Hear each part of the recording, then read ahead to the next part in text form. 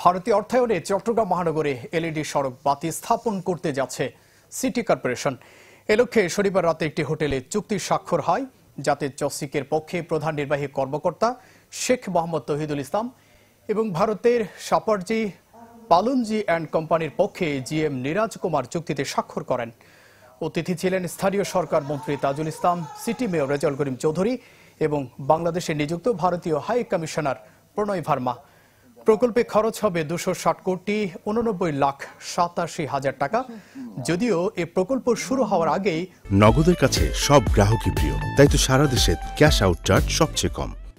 পছন্দের প্রতিষ্ঠানকে কাজে দেওয়া সহ নানা দুর্নীতি ও অনিয়মের অভিযোগ উঠে প্রকল্পের পরিচালক ঝুলন কুমার দাসের বিরুদ্ধে, জানিয়ে সংবাদ প্রচার করে চ্যানেল 24।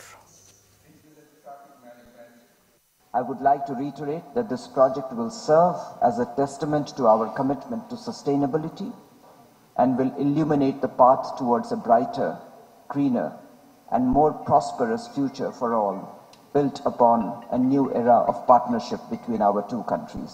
660 কিলোমিটার সড়কের আলোকায়ন হতে যাচ্ছে, যা পরিবেশ বান্ধব, বিদ্যুৎ সাশ্রয়ী, টেকসই এবং কেন্দ্রীয়ভাবে নিয়ন্ত্রণযোগ্য।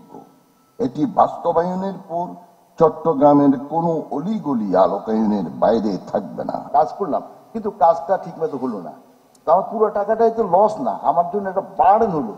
একটা যদি বিল্ডিং বানাইলাম, এই বিল্ডিংটা ঠিকভাবে হলো না, তাহলে আমাকে এখন ভাঙতে হবে, ভাঙিয়ে আবার নতুন বিল্ডিং বানাইতে হবে, তাহলে আমার ডাবল কস্ট আমাকে অ্যাঙ্কার করতে হবে। তো আল্লাহর রাস্তায় এই কাজটা যেন না হয়। আমি যতক্ষণ পর্যন্ত আমার দায়িত্বে আছি, আমি এই ব্যাপারে কাউকে ছাড় দিই নাই এবং লট অফ ডিসগাস্টিং সিচুয়েশন আসবে, বোথ মিছিল মিটিং, এটা ওটা আমি মোকাবিলা করেছি।